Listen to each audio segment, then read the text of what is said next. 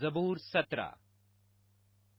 اے خداوند، حق کو سن، میری فریاد پر توجہ کر، میری دعا پر جو بے ریا لبوں سے نکلتی ہے کان لگا۔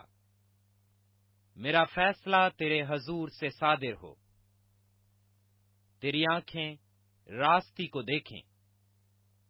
تو نے میرے دل کو آزما لیا ہے، تو نے رات کو میری نگرانی کی۔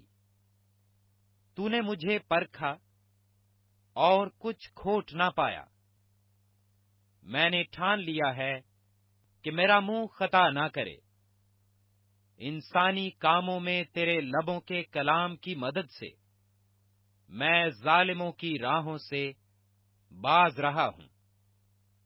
میرے قدم تیرے راستوں پر قائم رہے ہیں، میرے پاؤں پھسلے نہیں۔ اے خدا، میں نے تجھ سے دعا کی ہے، کیونکہ تو مجھے جواب دے گا۔ میری طرف کان جھکا اور میری عرض سن لے۔ تو جو اپنے داہنے ہاتھ سے اپنے توکل کرنے والوں کو ان کے مخالفوں سے بچاتا ہے، اپنی عجیب شفقت دکھا۔ مجھے آنکھ کی پتلی کی طرح محفوظ رکھ، مجھے اپنے پروں کے سایہ میں چھپا لے۔ ان شریروں سے جو مجھ پر ظلم کرتے ہیں، میرے جانی دشمنوں سے جو مجھے گھیرے ہوئے ہیں، انہوں نے اپنے دلوں کو سخت کیا ہے۔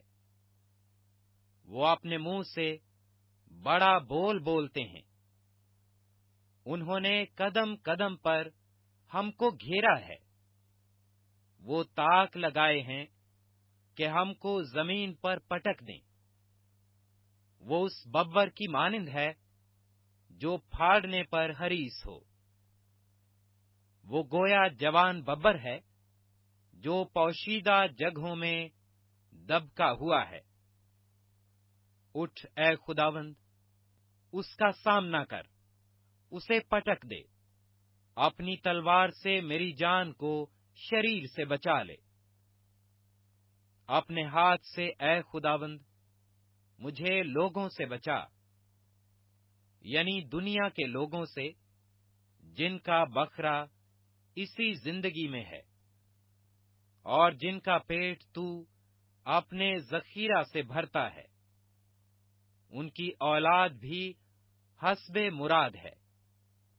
وہ اپنا باقی مال اپنے بچوں کے لیے چھوڑ جاتے ہیں، پر میں تو صداقت میں تیرا دیدار حاصل کروں گا۔